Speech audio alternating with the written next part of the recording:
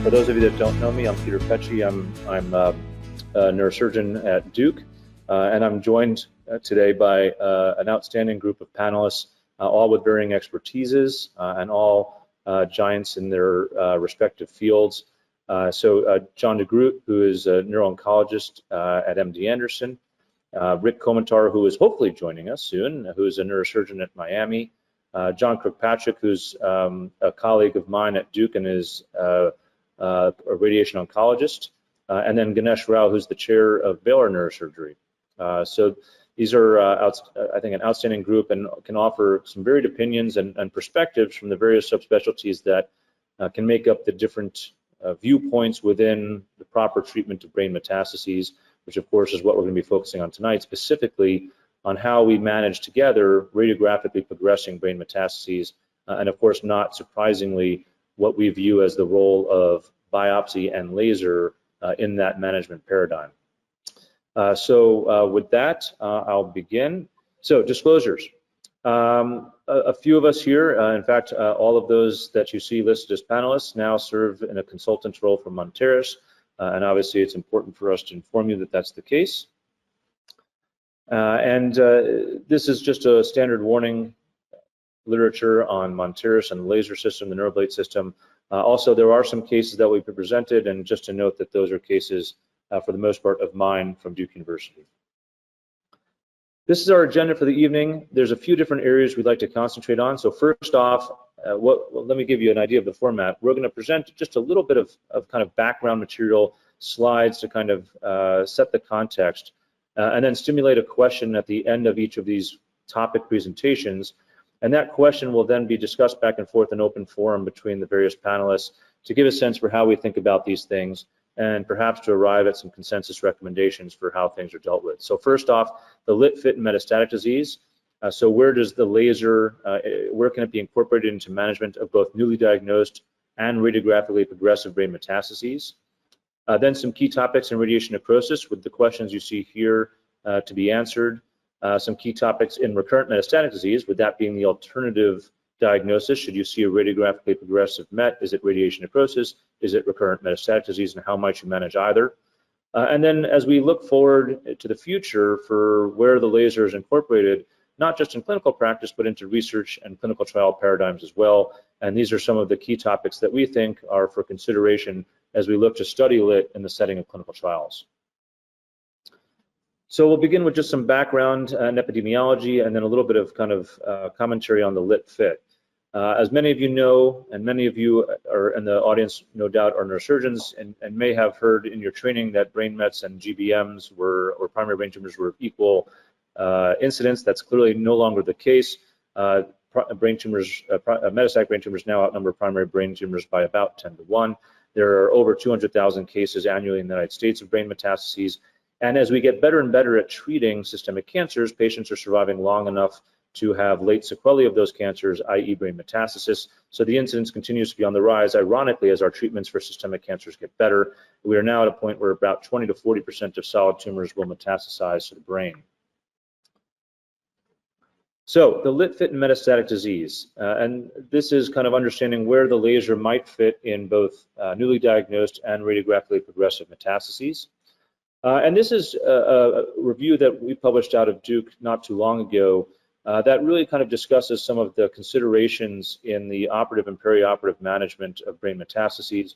And as you can see, we have I'd say simple flow chart, but that's probably a bit of an understatement. It's obviously a bit complex.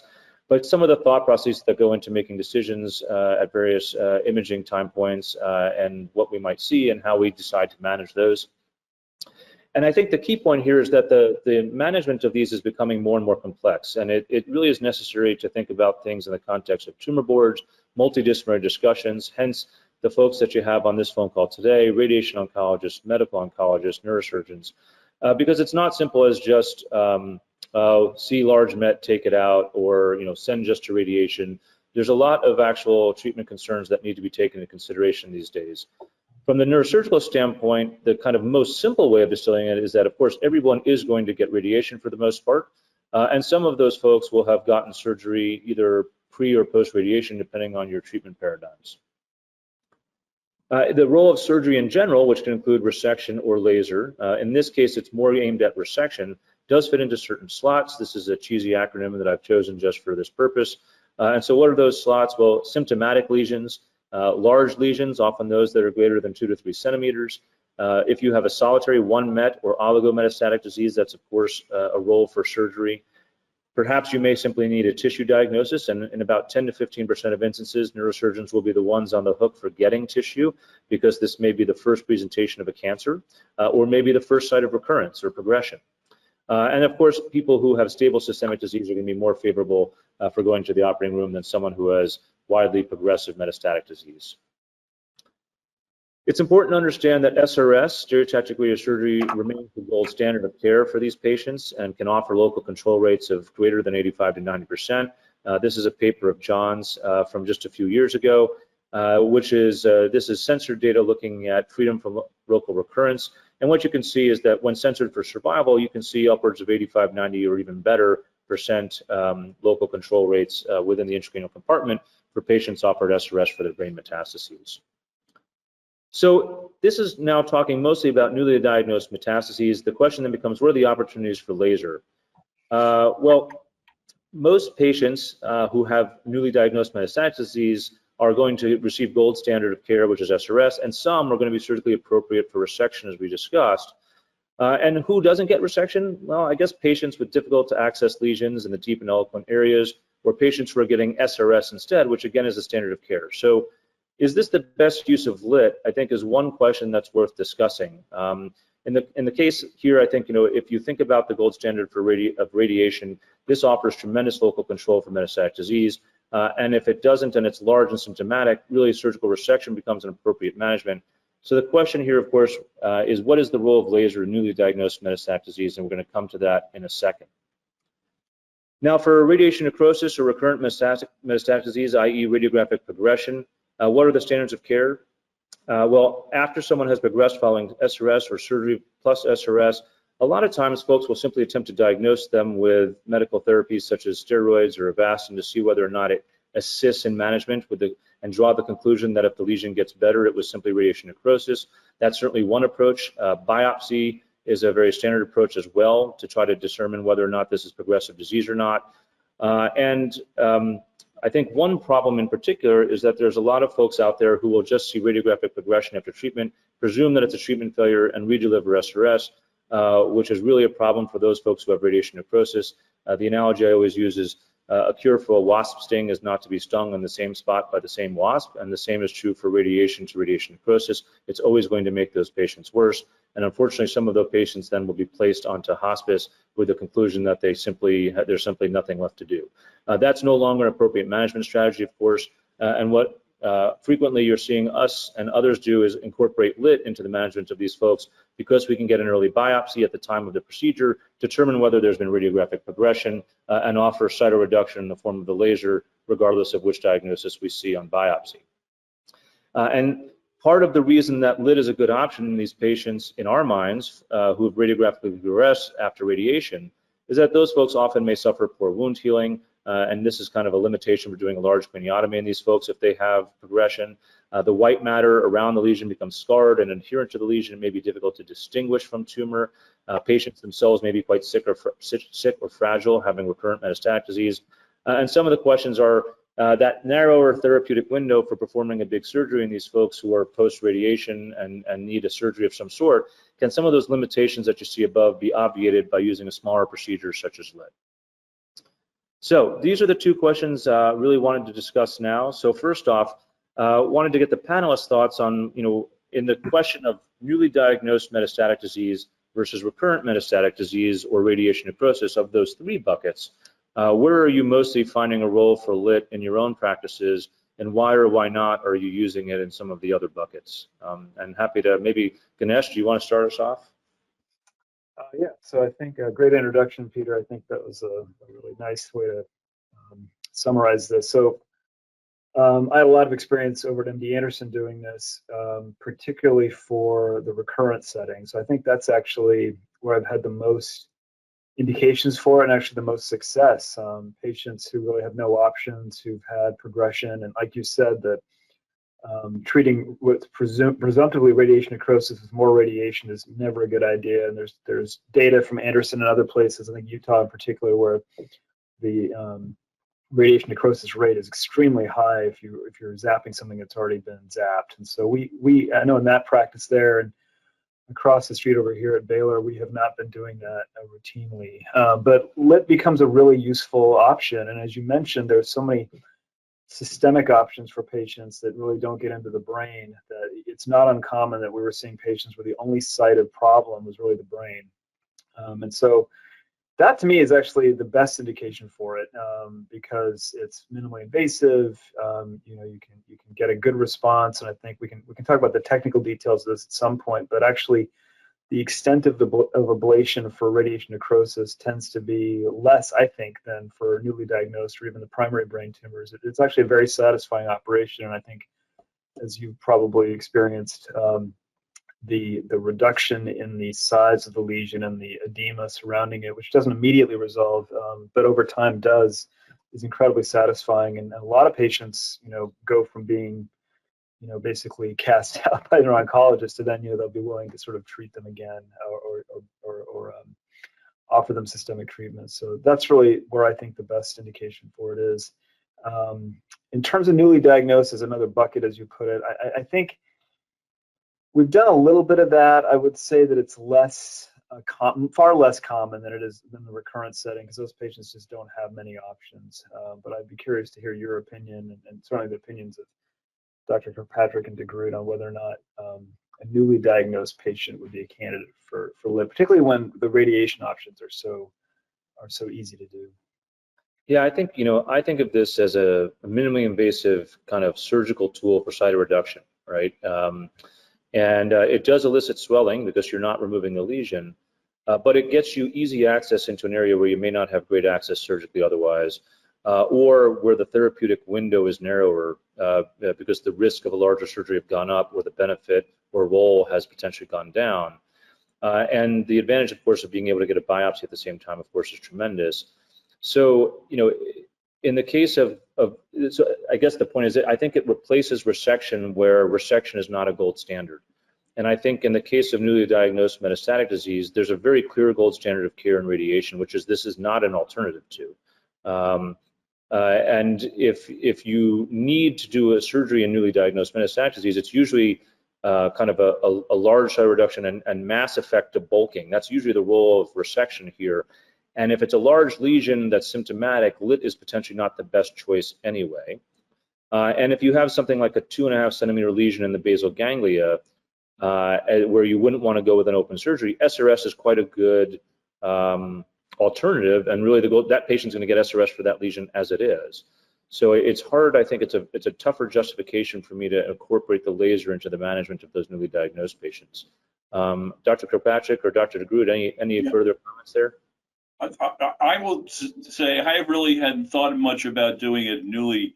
Clearly, it's part of our practice in recurrent disease. It's an extremely important part of our practice, and it gives us options that we really never had before with surgical resection or biopsy. But, you know, thinking about there, I can see two reasons why, you know, we might want to think about doing this for newly diagnosed disease. One is to get a tissue, not so much a tissue diagnosis, but to be able to get the molecularly characterize the tumor, you know, especially if we're worried about discordance between the tumor molecular properties, the metastases molecular properties, and what was initially diagnosed in the disease. The other might be, you know, I hadn't really thought about this before, so don't you guys steal this idea from me or panelists. But, you know, being able to, you know, one of the arguments for doing preoperative radiosurgery is because you reduce the risk of spread leptomeningeal disease. It would be interesting to do LITT followed by radiosurgery, and seeing if that decreased, especially in some hard to access areas, would decrease the risk of nodular or diffuse leptomeningeal disease following that procedure. Yeah, and do you think it allows you to be, because, you know, we now have this as an early option for radiation necrosis, and we'll talk a little bit about that after, but do you feel it lets you kind of be a little bit more aggressive when you treat with SRS because you know there are options if we develop radiation necrosis, or does it not change your approach to that at all?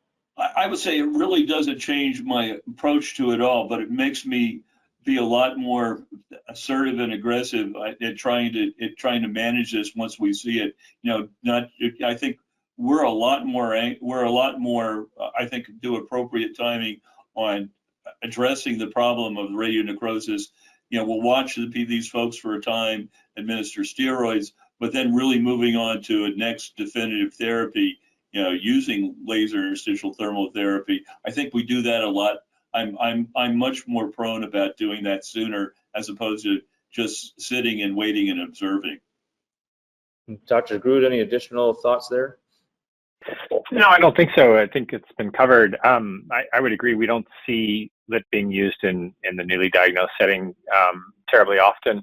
I do think there are some interesting questions that could be answered with using this approach, and certainly, you know, looking at 2 lesions where one is more surgically accessible, the other is not, and being able to kind of extend, you know, the benefit of a complete resection, or in this case, LITT extent of ablation for more than one large lesion. But mostly where we're seeing it here over at MD Anderson, as Ganesh mentioned, with in the recurrent setting. Yeah, I think that's probably the trend across the country, and I think for those of you who are listening, where you're just getting into the procedure, you know, what we're trying to indicate is where a lot of the experts across the U.S. have found this niche already. There's not a real reason for you to have to reinvent the wheel and understand where this is going to fit into your practice, because a lot of that work's been done. And again, if you think of this as a surgical alternative, then why you would use this instead of resection is because the role of resection is less clear or more dangerous, and you're looking for a minimally invasive procedure that allows you to see what you're doing in real time in areas where you'd be a little bit more hesitant to go with the knife for reasons that may be related to wound healing or other reasons. So I think we've done a good job of addressing that question, unless there's any additional comments from the panelists. All right. So I think the key conclusion here is that most people are using this when they see radiographic progression of metastatic disease, and then oftentimes will obtain a biopsy at that time and determine whether or not they're dealing with radiation necrosis or recurrent metastatic disease, and then can use LITT to obviate either diagnosis. And we will talk about then how that alters your management afterwards when we get to the recurrent metastatic disease section.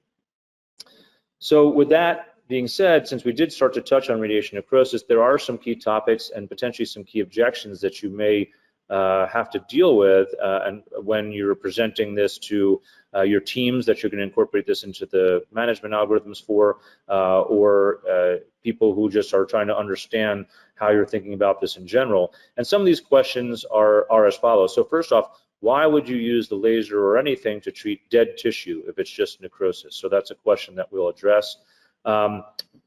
Is there a real role for biopsy? Do you need to biopsy at the time that you use the laser? What are the advantages or disadvantages? Why not just treat with steroids for radiation necrosis, or why not just treat with Avastin for radiation necrosis? Why explore a surgical alternative to either of those medical therapies? So I thought that those are some of the key questions that I've had or faced in my practice, and wanted to try to tackle some of those for folks today with the help of the panelists. So I'll begin with just a background on each of these. So why treat dead tissue? So there's some common misnomers in this world. For those of you from the Northeast, Rhode Island is not an island, as it turns out. Long Island is, however. Acoustic neuromas are neither acoustic nor neuroma. They're truly vestibular schwannomas. And radiation necrosis is not just dead tissue, despite its name. So this is an active physiologic process, mostly inflammatory in nature. Some have described it as an inflammatory vasculopathy, hence the vascular leakiness that gets you the contrast enhancement. I explain it to my patients in the South as, you know, to some degree, a radiation-induced rash in the brain. John Kirkpatrick hates that, but the fact is that they seem to understand it very well. And so I say, well, look, if you had a rash, we put some steroids on it, might get better. If it didn't get better, we'd have to find some alternative ways of treating it. But it is indeed an inflammatory process, is the take-home point. So to biopsy or not to biopsy? So there the key question here is, if you biopsy, will you or will you not see differences in those biopsy results? In other words, what are you trying to distinguish? Well, first off, there are varying rates of radiation necrosis seen on biopsy in the literature across various papers. And what you can see here is that in this particular study that we're citing, you see an increased rate of radiation necrosis as you get further and further out from stereotactic radiosurgery. This is a paper that we published that was retrospective in nature out of Duke.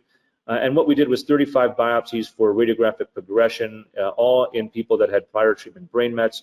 And what we saw was that if you biopsied less than 9 months after SRS, it was about a 50-50 split between radiation necrosis and progressive disease or true recurrence. And if you biopsied more than 9 months out from radiation necrosis, suddenly we saw that it was about a 90-10 split in favor of radiation necrosis. Now, a lot of these things are dependent upon your institutional practices for radiation, et cetera. And this was a single institution retrospective study. But the fact is that it holds true for me even these days that when I do a biopsy at the time of my LITT procedure for progressive disease, I have about a 2/3 to 1/3 overall rate of radiation necrosis with a 1/3 rate of progressive disease. And that holds pretty true to me now for over 100 procedures. So the key point here is that you will see radiation necrosis on some biopsies, and you will see progressive disease on others. And obviously, your technique matters, of course. And the real question is, does that impact treatment? And I think that that's a question that we'll, of course, talk to Dr. Groot about and how he thinks about that. And for us, we tend to re-SRS the patients who we LITT where the biopsy diagnosis was recurrent or progressive metastatic disease at time of biopsy. We'll show our data in a little bit for that. And so the other thing is that a lot of people say, well, we don't biopsy because we can see radiographically whether or not this is radiation necrosis or progressive disease. So I play a little game of where's Waldo. So these are MRIs. So just to give you a sense, so one of these is radiation necrosis and one of these is tumor. Where's the tumor? It's the bottom one here. How about in this pairing, can you determine which of these is the tumor? It's the bottom. How about here? This should be an easy one. That's the bottom one. And now you're noticing a pattern here, so it should be easy to guess which of these is the tumor. It's the top one. So the fact is that it's really difficult to tell, and people, of course, employ all different kinds of images, but none of them are truly 100% sensitive or specific, and frankly, neither is biopsy, but it is still a gold standard. So what are some of the opportunities accompanying early biopsy in my mind? And of course, the panelists will be free to argue with me. But for me, in my practice, LITT addresses either diagnosis effectively and is a minimally invasive alternative to what can be challenging open surgeries in patients. So, and the idea is that if we see radiographic progression, what's the advantage of biopsying early? It's one, we can figure out what we're treating early. So if someone has progressive disease, we'll know that quite early on in their treatment course. And if it's radiation necrosis, we provide them what I can assure you from the laser is quite definitive treatment in about 95% of cases. And that tissue diagnosis or the molecular studies that John Kirkpatrick referenced may find different mutations than are in the primary disease, of course. So this can permit appropriate secondary treatment. The question will come up, should you radiate these if it's progressive disease on that biopsy? And like I said, many are treating presumptively now without a tissue diagnosis. And if you're giving further SRS to radiation effect, we talked about the detriments to that. And simply presuming radiation effect will delay any needed further SRS treatment if it's actually progressive disease. So the question of to biopsy or not to biopsy. I think I've lost control of the slides again. There we go. Maybe we can pause to kind of discuss that because that's actually a fairly big question. From your perspective, Dr. Groot, how useful is it to have tissue kind of early, and even in a procedure like this where we're just going to be offering a laser ablation? Yeah, I mean, I really can't sort of stress enough the importance of understanding what it is you're treating before you actually initiate a treatment. I think that's such a key important point, and this is true both for primary tumors as well as metastatic tumors. And the data that you presented, I think, speaks to that perfectly well. If you don't know whether it's necrosis or tumor, how would you know what the right choice is? If it's 50-50, if it's 75-25, there's no way of doing it. So I think biopsy is really critical in management of these patients. And if you can biopsy, then you can also LITT. And I think it makes a lot of sense if you do see necrosis to do that. If it's tumor, it's an opportunity to actually molecularly characterize the tumor, potentially opening up, opportunities for clinical trials or other therapies. And so I think that also is really critical. So. And Ganesh, is it your practice to biopsy most of the time that you use the laser? Yeah, I mean, I went through an evolution of this actually. So the very first one I did was, 10 years ago, and I biopsied, and I was probably a little over aggressive with the biopsy. It's a Nash needle; it's very easy to do, and I took too many biopsies, and that resulted in the consequence of that is that you can end up with either air or blood in the biopsy site, and that can kind of mess up your thermography. It's kind of difficult to see. Sometimes there's dropout of the thermography, and it's a little bit challenging. So then I stopped biopsying because I thought, well, I'm going to treat this anyway. Why does it matter? And then, as John mentioned, it's actually quite valuable, I think, for a number of reasons. Not only for the oncologist to know, if they've got systemic disease under control extracranially, and it's just radiation necrosis, then that's actually a really positive sign, right? That the patient doesn't have any active disease versus, okay, if they've got active disease in the brain, then they may have to do something. And now with, it's probably out of the scope of this discussion, but, with combinations of immunotherapy now getting, showing a benefit intracranially, then that may be something they try to do. So I think that there's value to that. So I swung the other way, and I basically biopsy everything, but I'm not overly aggressive about it. I'll take one core basically from the Nash needle, send it off for permanence, and that's it. And then then LITT from there, and that practice has actually helped. I haven't had any untoward problems from that practice of just taking one core and then treating. Yeah, I think I 100% agree. I think in over 100 cases now, there was one case where I caused a bleed with a biopsy that then kind of made it difficult to subsequently treat appropriately. The needle doesn't work well underwater. I mean, the laser doesn't work well underwater, or blood for that matter. And so I agree the air artifact is an issue for the thermography mask. So my practice is usually to send a frozen just to make sure that I'm intralesional, so that I'm going to have a diagnosis. And then I usually turn the needle and take one more for permanent. But I really try to never take more than two. So I think, the one, you could make arguments 1 to 2, but I think you're hearing the key point, which is that you really don't want to make a pincushion out of the tumor here for 2 reasons. One is it's actually going to make it more difficult to see what you're doing with the laser. And the second is with each swipe that you take, you increase your risk of bleed. And that bleed actually could preclude treatment with the laser. So it's a balancing act for sure. But I also now always biopsy for all the reasons that were stated. And I think, John, you would never radiate a lesion without tissue, correct? Only in some really rare cases. Only in really rare cases where we had. Oh. No, you're Dr. DeGroot. He's John. Yeah. Okay.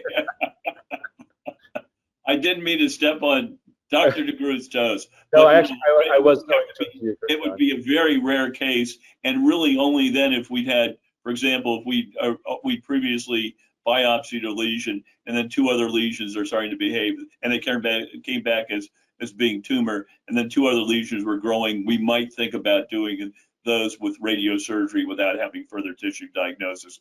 But what I tell all my patients now is that, same thing. I said, I use the analogy that if it's radiation effect and we give you more radiation, it's purely radiation, we give you more, that's like pouring gasoline on a fire. So, I'm not sure it's quite that bad, but, it's something that we really do not want to do. And then for all the other reasons, as Dr. DeGroot talked about, this just ought to be part of good management practice for brain metastases. We're all fortunate working at major medical centers. We have that, but I think it just needs to get incorporated into the way that we do things with, like many places are doing radiosurgery. If you're going to do radiosurgery, you should have the appropriate capabilities of evaluating radiation necrosis versus recurrent disease if you're going to manage these patients long term. Yeah, and I'll eventually advocate here that there's 2 big reasons to have the diagnosis. One, of course, is to support molecular diagnoses, which again may have shifted from before treatment and may have shifted from the primary. Certainly there's instances in breast cancer, for instance, of hormone receptor status in a brain metastasis being wholly different than that of the primary breast cancer. So it's important to know those things because it completely changes the types of therapies that our breast oncologists will incorporate. And it may determine on whether or not the therapy needs to be changed or whether they can continue on their current line, depending on what they see in there. And that would be true for whether it's radiation effect or tumor that has progressed, because that's a failure locally that might warrant a switch in therapy if it's progressive disease. And the other thing is that I'm going to advocate, and this will be a topic for discussion, that if it is in fact progressive disease, it's imperative, and we will show you our own data, I think I put it in here, that those lesions receive further radiation, much like they would if you resected a recurrent metastasis. You would often then offer SRS, I think in most cases, repeat, as long as that patient hadn't maxed out on their radiation dosages, of course. I think we talked about that. What I'd like to do then is just do some slides on LITT versus steroids and some slides on LITT versus Avastin, and talk about this as an alternative to medical therapy for radiation necrosis once we get through all these. So what are the issues? Why wouldn't you simply just treat a patient with radiation necrosis with steroids for as long as it took to clear it? Medical therapy is probably 75% effective, I would say 80% effective in the long term, eventually treating this. There's different studies out there that would argue yes or no on those facts. But one of the key problems that we face, particularly in the era of immunotherapy now, where immunotherapy is increasingly becoming standard of care, is of course steroid-induced immunosuppression. If people are on high enough doses of steroids, it may preclude them from even being on a trial that involves immunotherapy. It, of course, is counteracting the impact of the immunotherapy, and we don't exactly know what dose of steroids is sufficient to reverse the benefits of immunotherapy, but it's probably not all that much, frankly. A physiologic dose of dexamethasone is only about 0.5 BID. So when we have people on 4 BID, you're talking about 8 times physiologic doses there. That's pretty substantial, of course. So that's a key thing. We all understand the side effects of steroids. Forget even just kind of limiting the effect of immunotherapy. The steroids themselves, patients hate being on them generally. They get the munchies. They have all kinds of body habits changes. They can develop psychosis, difficulty sleeping, et cetera, et cetera. And one of the reasons that we've started to incorporate LITT earlier and earlier at our institution is that it gets these people off steroids more quickly, and I'll show you some of our data there, I think. And so, the faster that we can do that, even if they were equal efficacy, LITT and steroids, as far as long-term control of radiation necrosis, rather, avoiding the side effects of steroids and avoiding its impact on immunotherapies is an advantage for quality of life and for treatment benefit that would still tip us towards the definitive LITT process. And so these are our own data retrospectively that we're about to publish, looking at freedom from local progression rates with patients who are given either steroids or laser for radiation necrosis. These are the numbers. And these differences are not statistically significant. So you can say that, I think it's fair to say that LITT is at least as effective as dexamethasone in kind of freedom from local progression. You can see we had about 95% rates as opposed to 83% rates or something like that with steroids. So local control was pretty good with either method. But the biggest thing for us was the time to steroid independence. And this is a kind of a waterfall plot-ish, if you will. We're starting a prospective RCT based on this. But the simple fact is that it was a median of about 20-something days till steroid independence after LITT, where it was 100 and something days for those who were just treated with dexamethasone. Those are big differences, of course. And in the LITT versus Avastin argument, because I think this is another argument that's made very, very eloquently across the country, there are some folks and some institutions that really turn to Avastin as a frontline, or at least an early intervention against radiation necrosis. What are some of the limitations of Avastin? Obviously, we all know about the side effects for wound healing, hemorrhagic and thrombotic events, which in the metastatic population can be quite high, risks of PE, DVT, of course. Often we don't want to operate for 4 to 6 weeks when someone has been treated with Avastin. It's expensive. It doesn't impact survival. There are certain kind of diagnoses cancer-wise that contraindicate it, i.e. bulky squamous cell lung cancer within the airway. And so there are limitations there as well. There are some papers in the literature now, mostly published by Veronica Chang's group up at Yale, looking at LITT versus Avastin and the impact on essentially survival, showing in some instances a benefit to LITT over Avastin on that. But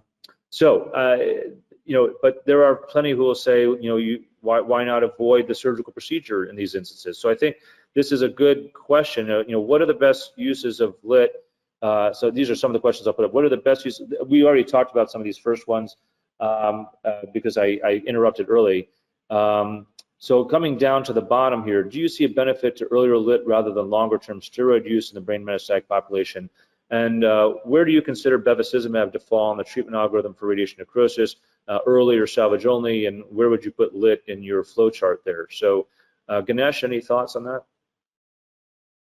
Yeah, I mean, I think we probably all have these algorithms we follow for these patients with progressive radiation necrosis. So we tend to do this often futile steroid dance where we put somebody on steroids for 2 to 3 weeks, re-image them, and sometimes it works. I mean, you've got data clearly that shows that they're and we think we've all had patients who do respond to it.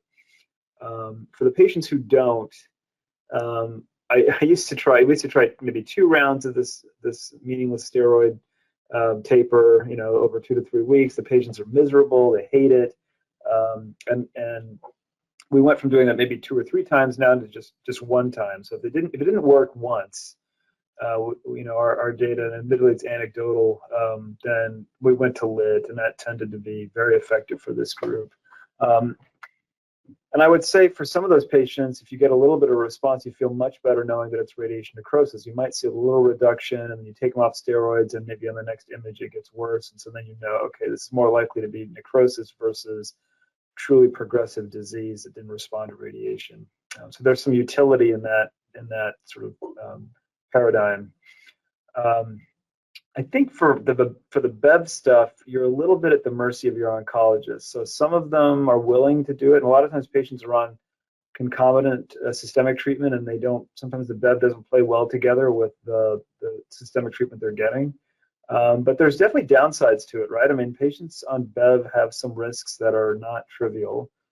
And I think it's Victor Levin who did sort of the definitive study on this, and Dr. Groot probably knows better than I do what the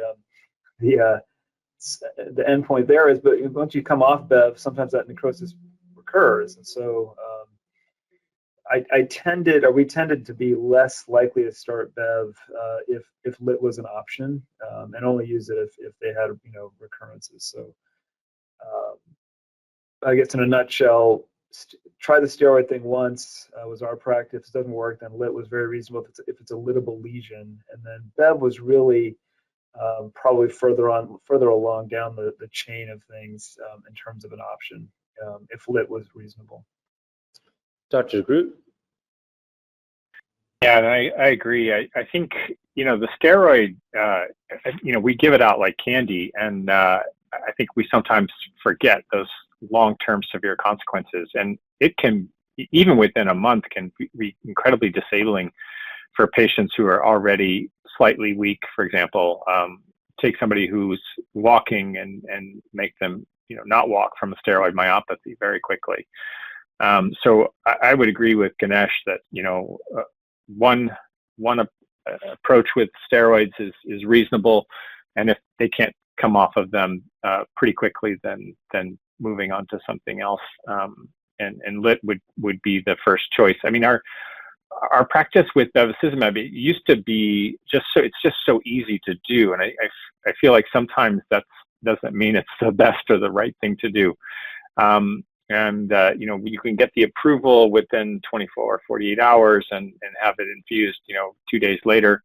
And I've definitely seen some difficulties with that. Ganesh mentioned a few of those. The systemic toxicities that you listed are real. The issues with systemic therapies, the needs for surgery, other things are all very real considerations and aren't probably taken into enough consideration when those decisions are being kind of rushed into. because it's so easy. I think probably where I've seen Bev most effectively used is in patients who really aren't LITT candidates because the lesion's in eloquent tissue, and they're at a high risk of having, either procedure related or, edema related morbidity. So those, I think, is probably the easiest way to integrate that into this scenario. Dr. Kirkpatrick, you're one of my key referrers for LITT, of course, and I think we have a unique situation that I think our radiation oncology team is often the ones really managing with steroids and actually pulling the trigger on, suggesting to our oncology team, hey, LITT versus Bev. So how do you think about things? I think what you heard from Dr. Groot and Dr. Rao is pretty much how we manage initially. I think that we'll try a short course of steroids, but I think if the patient's got a lesion that's amenable to LITT, I think that's really the next step. I think where we really use Bev, and we probably underuse bevacizumab. The neuro-oncologists at our institution feel very comfortable giving it out. I would say medical oncologists have a much higher threshold for using it, probably too high in a lot of respects, and it's really brought about by the payers. The payers are really reluctant from when a medical oncologist suggests bevacizumab about approving it. So, we've had patients that have gone months to be able to get approval, and again, in a major center. I think that there's situations where bevacizumab is the most appropriate treatment. The one thing I really do worry about with it is that it's largely cytostatic and it's not really cytotoxic. And so, you can go out and treat somebody with bevacizumab, get a beautiful clinical response. I can think back in the days we first had it, people were saying you're curing people with GBM by going out and giving them bevacizumab. We've seen, just tremendous we heard that from the radiologists. But, oftentimes it really masks the tumor. And then you're suddenly faced, 6 months or a year down the road where things exploded. You've got widely metastatic or diffuse gliomatosis, and the bevacizumab has really hidden that, versus LITT, which can go in and really, at least if you have a truly local lesion, can really address that and allow you potentially to, I think, get some better long-term freedom from disease. Yeah, I agree. I think, and to Dr. Groot's point too, I think when we suggest Avastin over LITT, at least in our tumor boards, it's usually someone who's obviously failed treatments, and where it's kind of a diffuser, larger, bulkier area of, suspected necrosis, that, it would be difficult to really address that surgically with either resection or laser for that matter. And, where we're kind of running out of surgical options, and so we pull the trigger on it as kind of a salvage in a manner of speaking, in a symptom palliative type scenario as well. But I know that there are certainly differentiators there between institutions about how they use things. But I think what the group is at least hearing is that LITT has allowed for a different approach in the management of radiation necrosis more generally. It allows us to not have to just manage these folks for a long time with steroids and or bevacizumab, but just try a quick course of steroids to see if that's a quick fix. And if not, up the ante to something that does offer really good control and gets us tissue diagnosis on top of it. And I think, if I might, I think that sums up how people feel about it. Does anyone feel I've done that an injustice in the way I've summarized? Or? All right. Well, with that being said, because I know that we started late and we're a little behind, and I'm hoping people will be willing to stay 15 to 20 minutes past the hour, but I will try to move the conversations along a little bit. So I think, we talked about a variety of topics in radiation necrosis because there really are a lot of questions to be asked and answered there. I think in the case of where your biopsy, when you go in there, shows true recurrence of disease, I think there's really only one, well, there's perhaps two questions. One question is, are you a little bit more aggressive with the laser in that instance? Is it still an appropriate management, of course? And then I think the big question for those folks that are out there starting to treat the recurrent metastatic disease with the laser is, should I be giving postoperative SRT to these patients? And I think that is a question. I'm just going to switch my power cord port there. Great. Sorry for the interruption. And I think that's a question that I'd like to address today. So, historically, what of the if we think about the context of this argument, what has been the approach to these patients?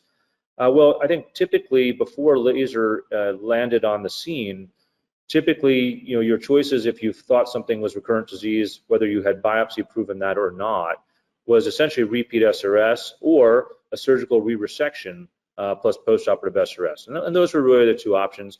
We talked about the fact that a resection of a recurrent MET can be more challenging, just like with a recurrent GBM, more challenging than de novo disease because you're dealing with poor wound healing, radiation scars, taking the craniotomy off, and dealing with dura that's stuck to the cortical surface, all those kinds of things, which you don't have to deal with laser. And so I think as an alternative to resection of recurrent disease, LITT is less challenging. It offers a small incision, and it offers all these things that we talked about earlier as a reduction in or a kind of opening, really, I should say, of the therapeutic window, kind of pushing out the risk-benefit separation. I think it's important to show our data that's also about to be published. This is actually combined data it's multi-institutional. In this particular case, it's data now, this particular graph is data between ourselves, Cleveland Clinic, and WashU. And this is looking at patients who had biopsy-proven recurrent metastasis after SRS plus or minus resection. And it looks at repeat SRS alone. So again, this is not going to be the kind of freedom from local progression numbers you see in SRS for a de novo lesion. But repeat SRS alone versus LITT alone versus LITT plus SRS for biopsy-proven recurrent brain metastasis. And what you can see is that obviously each of the two single modalities has an efficacy. But if you look at LITT plus SRS, our median survival, and it really shouldn't say survival there in the graph in the chart. I'm sorry, it should say median time to local progression, was greater than 23 months in the combination group, which is substantially further out than the 7 or 10 months seen in either of the other groups alone. So I would argue that if you believe these data, and of course an RCT is needed, then it's hard to not, I think, incorporate postoperative SRT. And I will add, although I'd like John to discuss this, John Kirkpatrick to discuss this, I will add that we tend to fractionate these folks who have received LITT when we do the planning post-procedure. So some discussion questions here. Is there a role for combining LITT and SRT for recurrent? Oh, it's scheduled for 90 minutes. Thanks, Bill. Sorry, I thought it was only an hour. Is there a role for combining LITT and SRT for recurrent metastatic disease? What is the appropriate SRT dosing regimen? And how should SRT be planned? Now, obviously, a lot of these questions are going to fall to our radiation oncology colleague on the phone. But before we get to kind of John's punchlines with a lot of this, I'd be interested to hear from Ganesh and John Groot as to how have you been traditionally doing it, and do you think our data sucks, or do you think that that's quite intriguing, and what would you do now? So. I mean, I think it's very intriguing. I think it's a great study, and I would definitely be interested in seeing this, done in a prospective kind of randomized manner. I think it's great. I mean, there's not a lot of great options, obviously, for recurrent disease. So, fantastic. Can you go back to that slide, that graph? Yeah. I mean, that's really that median progression-free survival is remarkable. 23 months. How many? And it's 12 patients. Okay, so yeah, it's not large numbers. Yeah. What was the status of systemic disease in these groups? Is it unknown, or is it controlled? No, I don't have it in here, but there weren't significant differences between the groups. Okay. Because to some degree, if anything, actually, because the LITT alone and the LITT plus SRS groups for sure, were folks who were surgically applicable. And so you can rest assured that most of those didn't have, rampant systemic disease, obviously, or wouldn't have been surgical candidates, period. The SRS group, if I recall, may have had, there's a slight bias of indication there, right? So you may have some folks with some more, it may be that's why SRS was chosen, right?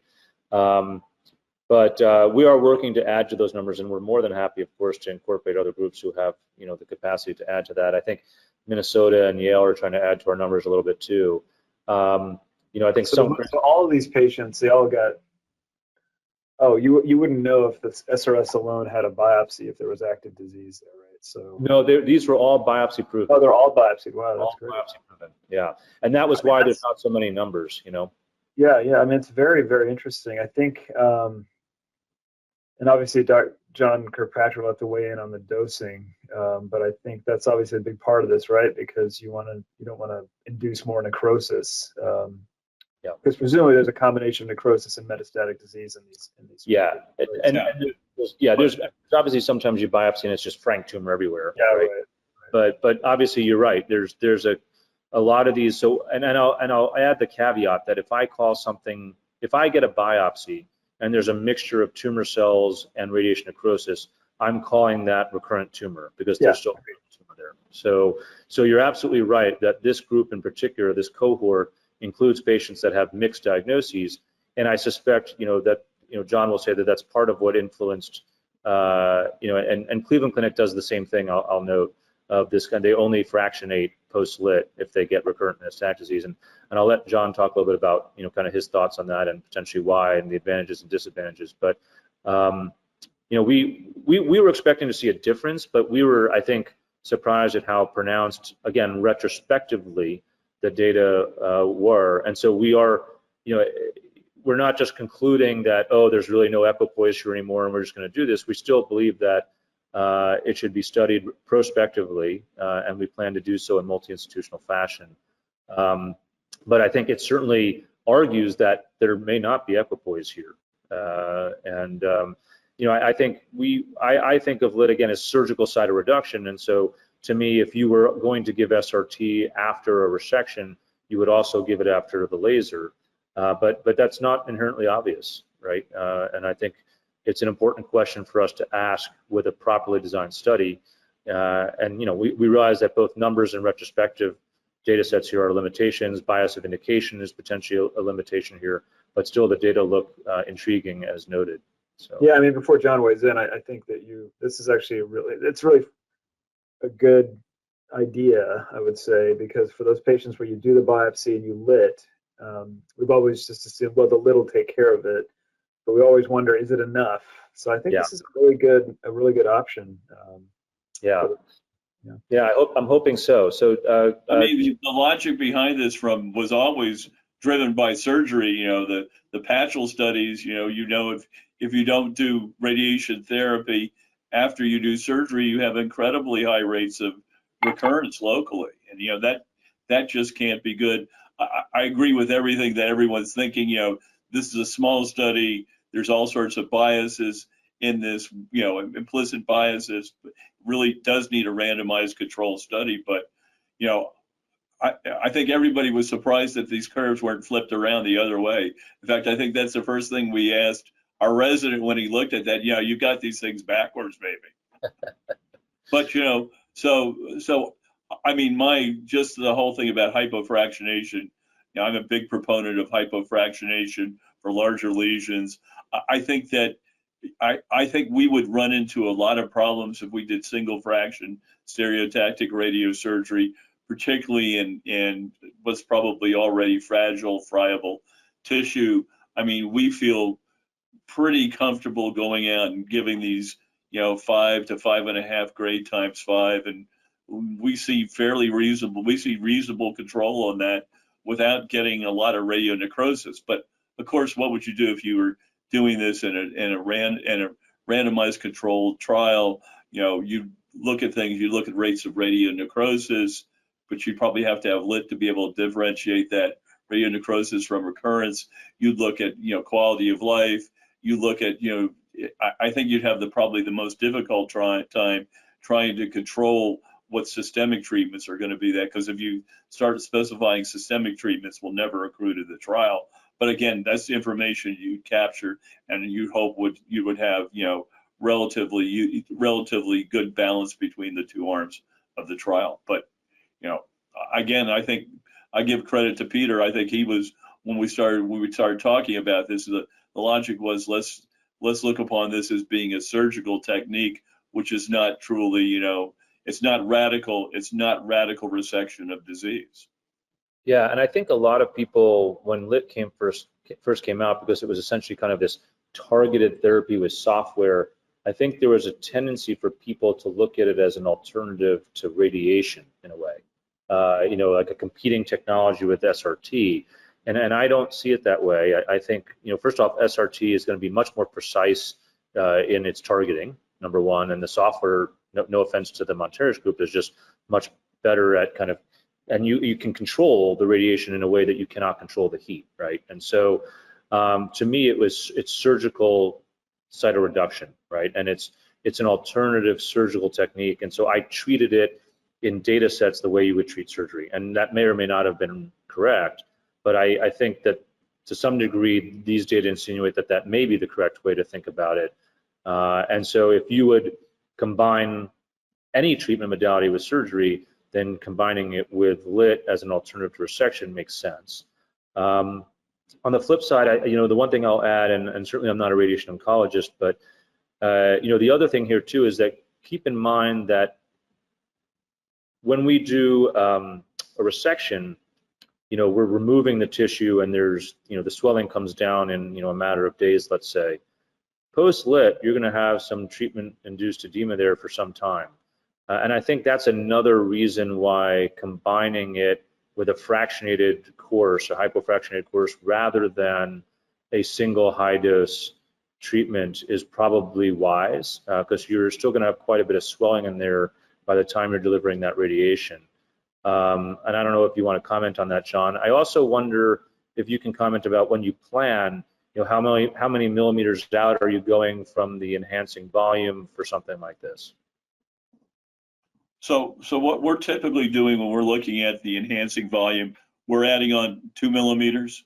You know, that'd be pretty common in what we go out and do. You know, so, you know, we're really looking at that enhancing rim plus, almost like you would do with the surgery, essentially like you would do with surgical resection. We're making sure I will say one thing as a radiation oncologist, you tend to be a lot more cautious with your radiation volumes if you're doing single fraction. So I think there's always a little bit of a predisposition to go out and underdose, because the thing that you might not feel comfortable going out and catching a little bleb that's out there with single fraction radiosurgery, because I worry more about really increased risk of radiation effect when you're doing single fraction. I think it's more forgiving, and the therapeutic ratio is almost certainly bigger when you're doing hypofractionation. That you really tend to get a better balance of toxicity and radiation killing and tumor killing or tumor cell killing if you can do a modest fractionation on it. So you know, I think this is something you'd like to see in a trial, but gosh, I don't think anybody in this situation, I think you'd be hard pressed to go out and do single fraction on a 4 centimeter LITT lesion when you could go do if you could do 3 to 5 fractions. Yeah, we'll get some more information from the trial that's being put together on resection bed and single fraction versus multiple fractions, and that I think will help inform us. But you know, all the trials to date have really limited the amount of radiation therapy, prevent radionecrosis if you're doing single fraction, and we just don't have that same limitation with hypofractionation. Yeah, I think you know, just as we are again launching it's actually one study with 2 arms, if you will. It's really 2 competing arms, but or mutually exclusive arms, I should say. A prospective study with the help of Monteris that will be multi-institutional, looking on one side, looking at basically LITT versus medical management for radiation necrosis, and then on the recurrent disease side, looking at, you know, and again, that's randomized, and in this case, randomizing patients who have recurrent brain metastases to observation versus SRT post-LITT. Although we're going to kind of pilot it, if you will, at Duke to start, the goal is to get a bunch of other institutions signed on so that we can get large numbers of patients for the trial to try to see if we can put some of these questions to bed with an appropriate RCT. So any other comments from either Dr. Rao, Dr. de Groot?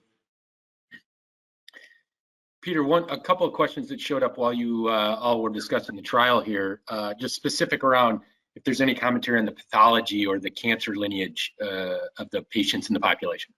Yeah, so good point. This was primary disease agnostic, but if you look at the descriptive statistics, I don't think that there was any. Obviously, lung makes up the bulk of these. Just to be clear, it's going to be at least half, followed by another 25% breast. So about 80% of these patients through all the groups are lung or breast. But there were no biases towards any particular histology in any of these groups. But that's a good question, and we did not favor or exclude any particular diagnoses from the study. Any other questions, Jim, or was that the only one? That was it for now. Yep. And then Dr. Rao, Dr. Groot, any additional comments on this topic? All right, let's see if I've still got control. Okay, great. That was a good discussion. So that kind of really brings us to the last section here, of wanted topics or covered topics. So now as we look to the future, and obviously we've started to talk about some of the studies that can be done focusing on LITT and understanding, what role it may play in certain disease states. There are some other questions that I think come up often when people discuss LITT and kind of incorporating into trial design. And also some of the limitations it may have for being incorporated into clinical trials in kind of other manners, for patients with either, i.e. recurrent GBM or recurrent metastases. So some of these are, there's obviously this notion that LITT and heat hyperthermia can be synergistic with immunotherapy. And so there are studies out there looking at the combination of LITT plus immunotherapy, also with the notion that LITT can open the blood-brain barrier. We'll talk about that a little bit, potentially increasing the access of therapies, including immunotherapies, to the tumor. And then trying to understand, if that's so and one wants to study this, how does one prioritize the timing of each of these?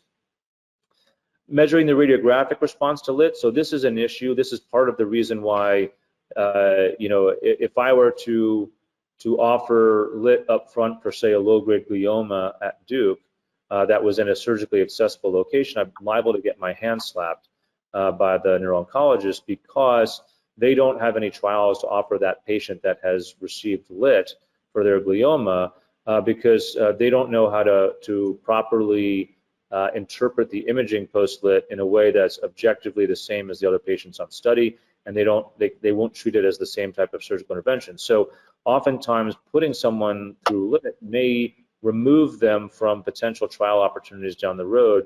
You have to understand that, and you have to be working with your oncology team at your institution to understand if that might be the case. And that's why multidisciplinary discussions are obviously so integral. And then the last thing is determining relevant study endpoints. So if you are going to study LITT, what are the endpoints that you should be looking at? It turns out that when you really sit to think about these things, it's not obvious, right? So survival, for instance, is really not an easy endpoint in brain metastatic disease when you're administering a local therapy for a singular MET. That's not likely to be the largest factor impacting survival potentially. So what are the things that you really want to look at? So with that preface, I'll provide some additional slides, and then I think we can kind of talk about each of these one by one. So the first is the LITT plus immunotherapy question, synergy and timing. And I think it's really, I'm not going to go into too much of a history lesson here, but I think it's really important to note that the immunotherapy for cancer origins, which is often traced back to Dr. Coley at what is now Memorial Sloan Kettering, but at that point was the New York Cancer Hospital. I can't remember, but in any event, Coley was this oncology surgeon who had noted that some of his patients who had been developed infections perioperatively actually did better. And so I'll spare you all the long, boring, detailed stories, but from those observations, the field of kind of Coley's cancer vaccines, this was in the late 1890s, were born. But it's also interesting to note that this was the same set of events that became the origins of hyperthermia for cancer. And this was because what was also noted as an observation in these patients is that those patients who actually had the highest fevers at the times of these infections also seemed to do the best of all the patients. And so there was another notion that evolved that perhaps the heat had something to do with treating cancer, and potentially that the fever in some way facilitated the immune response that they were observing. So there have been lots and lots and lots of papers since then that propose various mechanisms for how heat and immunity might synergize. We won't go through all the basic kind of observations and proposals here, but the simple fact is that there's a lot of, this is just a kind of a figure from one paper, but the fact is that there is certainly a lot of literature that you can read on the topic if interested that proposes how heat and immunity may synergize to fight cancer. We have reviewed some of those ourselves, and so this was a paper we put out recently as a review, just talking about how immunotherapy and laser interstitial thermal therapy, or LITT, might synergize in that arena, and talks about all those kinds of papers that I just mentioned. There's also, beyond just studying the synergy between heat and immune responses, there's also the notion that the timing of a surgical intervention like LITT and immunotherapy may be important. And many of you are probably familiar now with a paper by Robert Prinz's group out at UCLA in Nature Medicine just in the last couple of years that demonstrated that although anti-PD-1, which is nivolumab, had been quite unsuccessful in GBM to date, when they switched up the timing of administration to a neoadjuvant administration, i.e. the immunotherapy was delivered prior to surgery and rather than after, and this was in a recurrent GBM population, they actually saw a survival benefit. Now, it's worthy of note that there was another article in the same edition of Nature Medicine that would tend to counter these results, but simply they did see a really nice survival benefit here. And it raises the question of whether neoadjuvant administration of immunotherapies may be important, and it also begs the question that if you're going to study LITT plus immunotherapy, how would you like to time your immunotherapy and laser interstitial thermal therapy with regards to each other? Would you deliver neoadjuvant, et cetera? And these are just things to consider and think about. We are looking at neoadjuvant IO or immunotherapies, basically. In this case, it's immune checkpoint blockade in the setting of resectable brain metastases. And we're looking at whether neoadjuvant administration for brain metastases produces the same results as it did in GBM. We're not doing it with LITT, and that's not a study that we've planned, but I think it's worthy to note that these studies are starting to pop up in the metastatic arena, and certainly LITT would be another thing to logically combine. And then another important thing to think about, again, like we mentioned, is that the laser, there are a number of studies out there demonstrating that the laser does in fact open up the blood-brain barrier, potentially for a period of weeks.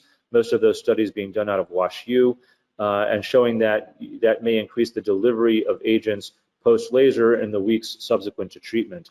And there are clinical trials now open looking at that, looking at delivery of things like that would not typically get into the brain, chemotherapies like doxorubicin, for instance, seeing whether or not that you can increase the intratumoral concentration of those drugs after using the laser. So I think some questions that we can pop up to the group here, do you believe in the synergy between kind of LITT and immunotherapy? Do you think that's a relevant question to address?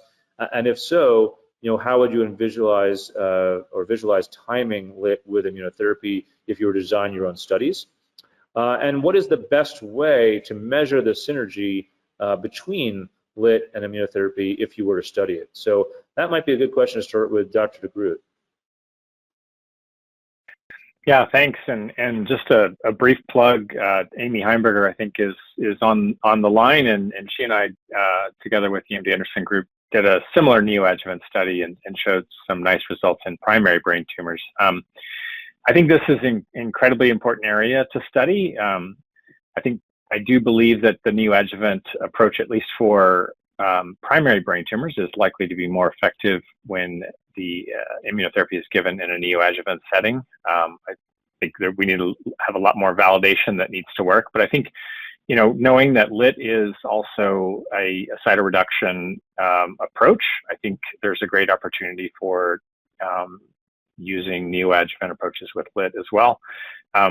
Just so we actually proposed a neoadjuvant LITT study for recurrent glioblastoma, so a different disease, but I think it's important enough that it should be evaluated. And I think a lot of these studies really need to be studied in a randomized fashion, even though it's small studies, huge opportunities to look at tumor biology, and this LITT would be no different with having the opportunity to give the treatment before surgery and then do biopsies during or right before the LITT procedure. So I think this is incredibly important.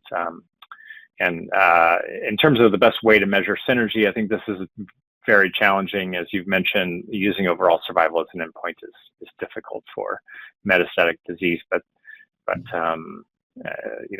certainly other surrogate endpoints that could be integrated into this. I noticed in your study with LITT and radiation, you presented median overall survival outcomes. I don't know whether that was meant to be median time to progression or median progression-free survival. On the graph, it was written correctly. In the table, it was written incorrectly. Yeah, it was. Okay, great. Yeah. Time to local progression. That's correct. Yeah. So I think that's a great surrogate. Yeah. Yeah, I think, and so because just to make sure that we're clear for those in the audience, again, if someone has metastatic disease to various organs, there are a lot of things that go into survival. If you try to measure overall survival and you treat a single brain metastasis in someone with 4 brain metastases and they die 3 weeks later from liver progression, it was really difficult to claim that your treatment for the single brain metastasis didn't save their life, right? So what you're really looking at is the efficacy of a local therapy. And I think, to some degree, that's where looking at the radiation oncology literature for brain metastases is very important, because what you'll frequently see is the freedom from local progression endpoint. Because what you're looking to see is, hey, if we treated this lesion, did the lesion come back or not? And how long did it take to do that? And then the tricky part is, censoring patients out who die from other causes and taking them off of those curves. And so that's why you'll see these kind of patient curves, these freedom from local progression curves censored for survival. And it becomes very tricky designing these studies. And things like, particularly if you're looking at a minimally invasive procedure, things like quality of life become important too. But if you're looking at immune responses, then I think obviously there's a lot of immune surrogates you can look at, particularly intralesional and the induction of local infiltrates, et cetera. You can look at systemic responses too, but really you're going to look at a local immune response, I would think, in a lot of these instances, which means that you need tissue, which makes it tricky as well. So it is difficult to kind of determine that you've had the synergy you want. Certainly you can look at access, label things, and see if they get into tumor, but it's not the easiest thing to understand or to know whether you're successful. Dr. Rao, any additional thoughts there? Yeah, I'll probably get pilloried for this, but I actually think that the clinical trials that are being set up are premature. Number one, we don't have any idea how immunotherapy works in the brain. We know there's an objective response from Hussein Taubi's work with ipi-nivo and melanoma, but the idea that we're combining immunotherapy, either neoadjuvant or post-adjuvant with LITT, I think it's probably, I worry actually that there's probably a signal there that is useful, and if we have a negative trial, it could kill it. And so, you mentioned Albert's work at WashU with the preclinical models. I know you've done some work in I think in a canine model actually with LITT. I think that's where we need to be. You think about drugs getting to market, there's a lot of preclinical data, there's a lot of understanding how these things distribute in the brain, and you can't really do that in these clinical trials unless you take somebody back from another procedure and take the tissue out and really see how this stuff got in or what the tissue penetration is. So I think we probably need a little bit more preclinical work before we do this. And some centers are doing it, some groups are doing it. I think that'll be very valuable. There are the brain metastases models are not great in the preclinical setting, so that's also a challenge. But there are other things we can do in the tissue in animal models that I think would be very helpful here. And I totally agree with the concept of using local control as the endpoint. A lot of very good, very prominent studies have been blasted years later because they use overall survival as a primary endpoint, which is just not appropriate for these patients. So in terms of synergy, I think you're right. We really need to look at primarily at local control is the primary outcome here. Yeah, I mean, obviously people are interested in things like abscopal effects, et cetera, which is a little bit tougher to monitor and measure. I agree with the preclinical modeling, because I think it informs your clinical trial design, of course.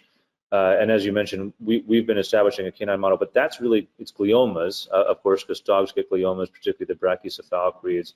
And Monteris and Brain Lab actually, we got a grant, and they were nice enough to help kind of install systems at NC State's veterinary school, which is just down the road from us. And we've been working with the canine neurosurgeons there to establish procedures for doing stereotaxy in dogs. And we've now treated 2 dogs with brain tumors successfully with LITT. And it behaves the way you would think it would, frankly, and so the dogs. And the tumors are smaller and the brains are much smaller, so you have to be careful. And the approaches are tricky, so we had to really do a lot of work to figure out, how to get into those lesions. If you saw these scans or saw the bone and the muscle, it's ridiculous. But we've now jury-rigged that, and we've figured it out, and it's going pretty well. And so we do hope to use that, like you said, as a way of beginning to test some of these questions. Thermo Fisher and other companies are coming up with antibodies to do immune monitoring in dogs, and we are planning to look at those kinds of things as well. And in mice, actually, Monteris, from research perspective, has been able to kind of help supply us with I think it's like a 700 micron laser filament that we put into little mouse brains down the same hole that we put the tumors in. And that's tricky, as you can imagine, and you need small animal MRI and all that stuff. But the problem is those lesions, even though we can put a lung cancer in the brain, let's say, and we can look at infiltrates and things like that, it's not a relevantly sized lesion. So if you're looking at expanding coverages or something like that, it's not very helpful. But we can certainly look at those synergy, and we can do it even with extracorporeal laser application to like a flank tumor. And we've done some of those studies as a proof of concept, and we've looked at some of those infiltrates and synergy with checkpoint blockade with actually pretty good results. So do you believe, Ganesh, that there's a reason to suspect synergy between kind of the hyperthermia of LITT and immunologic responses, or do you think the jury's still completely out and we just need to study it? I mean, I guess it's possible, right? I mean, we sort of don't have a great sense of, these antibodies are huge, right, for immunotherapy. So they even getting into the blood-brain barrier. You can open it up with LITT, so maybe there's some, it's getting in. But with hyperthermia, as you know, there's also neoantigen, formation. You're lysing these cells. Who knows what you're releasing? And so there's also a timing issue, right? Like, Albert has shown very nicely with Eric Luthard about when that blood-brain barrier opening can last up to 6 weeks, and you get all this deformation of the blood-brain barrier. So I think there's still, personally, I just think there's a little bit of there's still some unknowns out there, and I grant you that the models are not great. We've established a little mouse model here with Monteris' help as well, with I think a 400 nanometer bare fiber. So it's doable. I mean, I think there's just a lot of questions that would be great to have some answers to before we just go off and give patients Ipi-Nivo 2 weeks prior to 2 weeks or 2 weeks after LITT. Only because I think there's a lot of things we don't understand about how hyperthermia and immunotherapy are going to work together, or potentially not work together. So that's just my soapbox comment about these sorts of things. No, I think my approach is that I don't disagree with what's been said. I think that the human is the best model. So I'm not talking about doing randomized controlled trials to demonstrate efficacy and improvements in overall survival, but actually to understand that disease. So yeah, agreed. Yeah, I'm with you. The phase 0 design, if you will. Yeah, go ahead, Dr. Kirkpatrick. I was just going to say, I think probably that, looking at this, probably the thing that we really, again, need to measure the most is quality of life, and because that's one of the big things that we've seen with the use of LITT. I would say when all is said and done, the worst thing is to get done with the therapy and have the patient be miserable and live in misery for a long period of time. I've been impressed as a radiation oncologist just about how people improve the quality of life after LITT typically. So I mean, that would be one really interesting thing to look in the trial.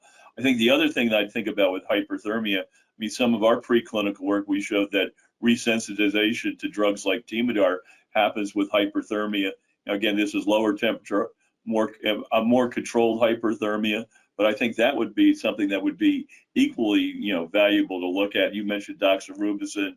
I think there's a real pony in the pile someplace there. I haven't heard that phrase before. I like that. Yeah, I agree, and I was remiss to not mention that. There are certainly good data and actually there's good data of heat sensitization to doxorubicin too, for that matter. So that's another potential advantage is, now those are, like you said, those are more like fever type temperatures, but the question is, could that be another additional benefit? And could we eventually find that there's benefits over resection, combining LITT with things like immunotherapy? Don't know, jury's out.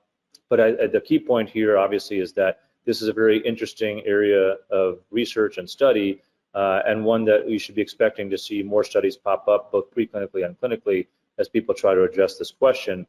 And it does represent a potential advantage of the treatment in that it may be providing benefits outside the stated purpose. Is that a fair summary of that? So we'll wind down the last couple of issues here. The last one is, this is a key thing. I think it's important for people, particularly if you're a new user and you haven't done it before, and especially if you're a radiologist or your colleagues who are radiologists are going to be telling you the kind of job you did after the procedure. It's important to understand that there's a very, very stereotyped course radiographically in response to laser that probably does not match most of the things you've ever done before in the brain. And it's important to be familiar with that. I would say LITT does produce a distinct characteristic radiographic response that really doesn't adhere to RECIST criteria well. And so that's why, at least at Duke, a lot of patients or a lot of the neuro-oncologists, specifically with GBM or gliomas, won't permit LITT as a surgical option up front because the response is not appropriately assessed by current methods. So we're mostly using it as salvage in recurrent metastatic disease. So I want to just pictorially show this to you. This is actually the first patient ever treated at Duke with LITT. 80-year-old male with non-small cell. He had the lesion you see pictured here. He had aphasia from a different lesion, but this lesion was producing weakness, and it was ultimately radiation necrosis. So at 2 months, and I think at the 1 to 2 month mark, what you're going to see is that the lesion can actually enlarge comparatively in diameter, but what you're going to get is this kind of thin eggshell of enhancement that often is outside the prior area of enhancement. And so, at first you might be nervous that you have caused an expansion, and the radiologist will certainly say it's progression. It's not. And then there's a variable time course within which things start to contract. And it can be very varied, but in the 6 to 9 month range, you're going to see things really start to shrink. And then, even now you're looking at a 1.5 years out in an 80-year-old with brain mets that's been treated, and now, he had his weakness improved dramatically, and he lived really for essentially 5.5 years after this procedure. So pretty good, and that was obviously his systemic disease that he succumbed to at the age of 86 or 85. And you can see here that we had a nice kind of gliotic scar at the end. Now, we do see faster responses than that. So in this particular patient, kind of a similar history, you can see that even at a 1.5 months, things have started to contract, and by 5 months, it's really not even that visible. So there is a variable rate of response, but I would say that my first patient that I showed you there was probably the more typical one that I see. We've begun to try to interpret this and find ways of measuring the response so that we know that we're quote unquote on track objectively. And this is another paper that we're preparing that should be going out soon. And what this shows you is now what we measure here is actually the complete volume of enhancement, and that's just the enhancing area. So not the lesion itself, but just if you just drew lines around the enhancing volume, how does that change, right? Because if you have a thin eggshell of enhancement, that may be less ultimately than kind of a big enhancing lesion to start. And so we measured just that by drawing objects around it in BrainLab software, and then quantifying the volume, and then using this with time points over many, many patients. And what you see is that there is still actually typically a little bit of a jump. And these were patients, by the way, who were ultimately deemed to be responders. And what you can see is there is perhaps a little jump, but by the 4 to 6 and 7 to 9 month mark, you're seeing a decline in the volume of enhancement specifically. And in our responders, we see that to be almost universally true. And so, you want a curve that basically fits this. And if you're outside this curve, or if you're seeing continued volume rise after that 1 to 3 month mark, that may suggest that you have a non-responder. And so that paper hopefully will come out soon. But it is important to be able to answer these questions and provide people with a roadmap to determine that they've actually developed an appropriate response, and hopefully that will increase the eligibility of these patients to get onto other studies. So, one question that comes from that is, should there be development of a standardized quote-unquote LITT response criteria, and should that be a priority? Should that be something we look to do radiographically? And if so, how can we accomplish that together? So, Dr. Kirkpatrick, do you want to start off? Any thoughts there? Well, I think the first part of it is collecting good information, doing it across multiple centers, so we see what the trajectory of these changes are. I would encourage everybody to pool their data on this, pool their radiographic data, and then try to really flesh out the curves that you presented there, Peter. I think that we're probably going to see a fairly broad response on it. I think that we're going to have to really enlist the radiologists, neuroradiologists in this effort and have them really take ownership, because they're going to be the people who write the reports that make or break our spirit and our patients' spirits by saying recurrent disease versus, what's really appropriate response to radiation, response to laser interstitial thermal therapy. So, that's kind of where I would go out and start, but I'd really want to make sure the radiologists are involved with this very early on. Any other thoughts from the rest of we actually had a paper on this a few years ago in journal JNO where we used Brainlab software and measured the flare abnormality, because obviously the flare really picks up. I mean, this is why, so for people that are going to use this, I put people on almost a 2 to 3 week steroid taper, very slow taper over 2 to 3 weeks. And similar to you, we saw it about a median of four months, we saw this reduction in the flare. It can be a little bit frightening, actually, because you think you're helping them and there's this massive flare response. And that's probably, I think, it's probably a better indicator, I think, of the extent of the edema from the procedure. But it can take several weeks to go away. And so if you're going to standardize some kind of radiographic response, I think that flare is a really good way to do that, because it does, in fact, I think, really capture the extent of the edema that's induced by this. It probably can't be overstated enough that you will cause a lot of edema with this procedure. And patients who present with some deficit, not all of them, but a significant number will get worse. And you have to sort of just nurture them through it and say, it's going to get better. It just takes time. And it's out of the scope, I think, of what we're over time. But there's also, Peter, as you know, several tricks you can use with the device to slow the temperature ramp up so you're not burning too much tissue too quickly, which can really help mitigate some of those side effects. But I agree. I think you're right. We need some kind of way to standardize this response. Yeah, and I was remiss not to throw your paper in there, but I had a feeling that you would offer some other thoughts there, because I think the reason I wanted this question out there is because I don't know that anything we're doing is the right way of doing it. This is something that we noticed was different. We wanted to look at. I think flare, potentially even DWI. I mean, there's all these things that we could look at, right? FA, who knows, right? So, but I think that you're right. I think figuring out what the right thing to look at, and obviously the flare is going to correlate with symptoms too. I will add that we now have looked retrospectively at LITT versus resection in the motor strip. And correlated that back to preoperative symptoms, response to steroids, all that. And what we ultimately have found, and we'll put this out soon too, is that exactly what you said, and it's kind of what you'd expect. Basically in the immediate aftermath of the procedure, the patients with LITT do a little bit worse from a functional outcome than kind of a well-resected lesion with motor mapping and all that. But basically by 6 months, the outcomes are equivalent. And so you have to understand what your patient prioritizes, right? The minimally invasive procedure or the functional deficit, and all that. So, Dr. Groot, anything to add to this? Because I think obviously, okay, yeah, it's a tricky question, I think I would just say very briefly. I mean, there needs to be better sort of standardization of acquisition of the images, and like you said, really try to identify which sequences are most relevant and really honed in on those. So.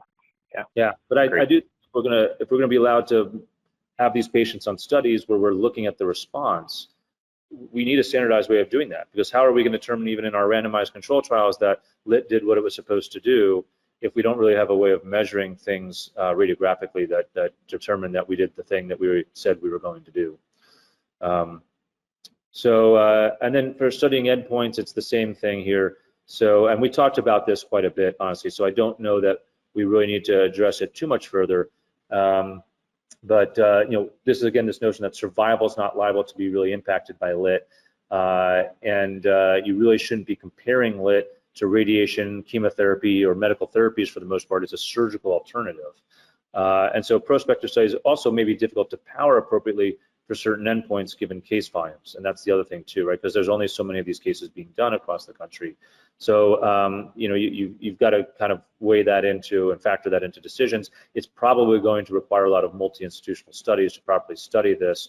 So this is what I put out there. Let me just, I can't remember what I had as the last thing. Yeah, so, just looking at this, I think kind of filling into these categories, and I just put things out here to stimulate conversation. So if you're going to have an endpoint in studies, are some of the things on the left the kinds of things that you would look at, and some of the things on the right maybe less so, or especially for non-inferiority, very, very high numbers of patients typically needed for non-inferiority studies, and yet I don't think you're going to find that LITT is better than resection.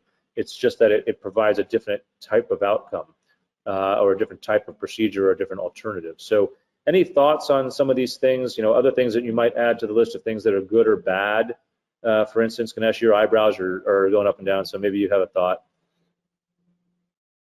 No, I think quality of life is very important, and I think freedom from local progression is probably extremely appropriate. And I would agree the OS thing belongs where you have it. I think that makes a lot of sense. No, I think this is really quite good. Dr. Groot, any thoughts? Oh, I agree with the list. I think some of these things we talk about, things like quality of life, are really important, but can be even more difficult, right, in patients with both brain metastatic disease and systemic disease, and separating out what the contributions to quality of life, the brain diseases versus systemic disease. And so those are things that just need a lot more attention and better integration into studies. Peter, why do you differentiate PFS and freedom from local progression? How are those different for you? That's a great question that we've been discussing a lot lately, actually. Because survival is an endpoint in progression-free survival, whereas it's censored in freedom. So a death event would count as a failure in PFS, whereas it would be censored from freedom from local progression. That's the difference. We've been having this back, I only know that because I've been having this back and forth now with our statistician quite a bit in the study design. And so the question, and I think it's a great question, so if you treat a lesion with LITT and someone dies 2 months later from liver metastases, that would count, that would knock down on the survival curve in PFS, technically. So if you're calling it, so that whereas survival in freedom from local progression would just be discounted as a censored event, unless it was from the lesion itself. Peter, under most of, why didn't you include steroid usage? I would think that would be.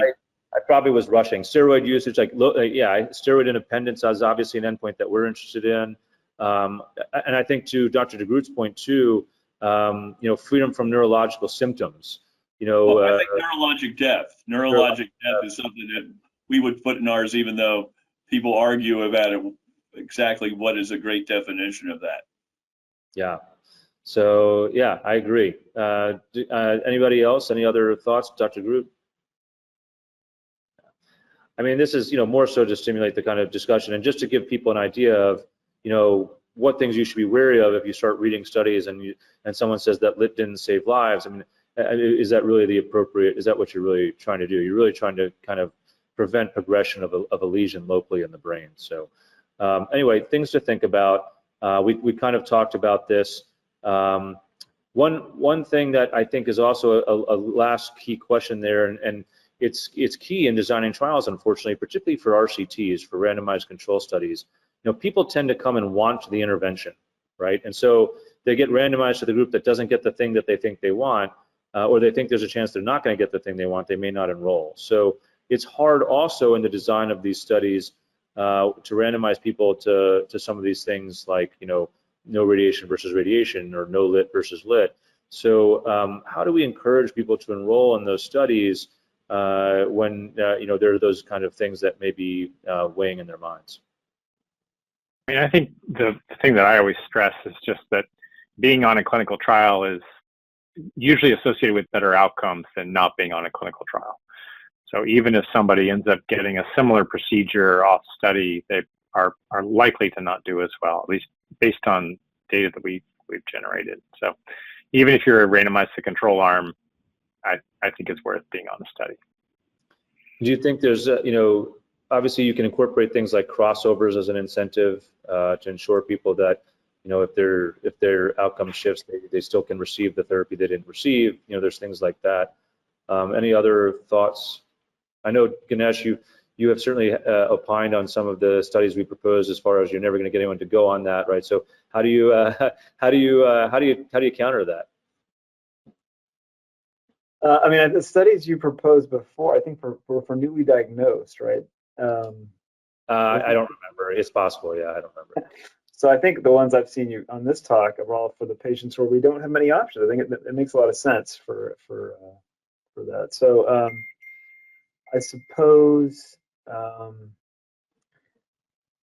in terms of like the trial you're proposing for the LITT plus SRS versus LITT alone versus SRS alone, I actually think that there's reasonably equipoise there. I mean, you've got a small pilot study, so I don't know that you're going to have much trouble enrolling in that because patients can cross over. There's alternatives for them if they fail. There's no standard of care obviously for those patients anyway, so I think it's not. I don't think you'll have much trouble in enrolling those patients. It's always easier to enroll them patients if you tell them, look, you may have a chance of getting something that. If you fail this, we have alternatives for you that we can do. So I think that's an easier sell than you got to be on placebo and there's no hope for you if you don't get the drug and that kind of thing. So that's something that you said earlier. I think that you want to do this multi-institutional if you can, and across there, because I think you're going to have any one of us is going to have a tough time getting a number of patients enrolled. So you'd really like to do this across multiple centers who would have a reasonable number of enrolling, a reasonable chance of enrolling a reasonable number over a reasonable period of time. I would just add one thing, Peter. I would say that this points out, a great opportunity for collaboration, radiation oncology, medical oncology, neurosurgery. I mean, I think that, again, you said it doesn't replace radiation therapy, but it certainly complements radiation therapy, medical, approaches right now, and I think it's just part of what we've seen overall with the development of really good radiosurgery programs. For example, it works the best when you have great collaboration and partnership and mutual ownership between the different disciplines. Agreed, and I think there's a lot of interesting things that can be studied here amongst the groups, and I think proper discussions, proper multidisciplinary discussions between the groups prior to initiating LITT is probably important, and not probably, it is important because it doesn't operate or work in a vacuum. It really is going to impact the other players here, and we don't exist in a vacuum as neurosurgeons. And you can see, obviously, these are folks that have been exposed across 3 different subspecialties to laser and all have very thoughtful opinions on it and are very interested in understanding more about it. And I think, the surgeon is the operator here, but can really serve to connect everybody and I should think would consider their responsibility to do so. So wonderful great summary, Dr. Fecci and Dr. Groot, Rao, Dr. Kirkpatrick. Thank you so much for joining us. I know the panel enjoyed it. I know I enjoyed listening to it. We thank you for taking the time to share us. We thank all the attendees for joining us. I'm remiss. I thank Dr. Komatar for trying to get logged on. We were unfortunately unable to get him in, but it was a really valuable session regardless. So thanks again. Thanks for everybody attending. Thanks for your great sharing of knowledge.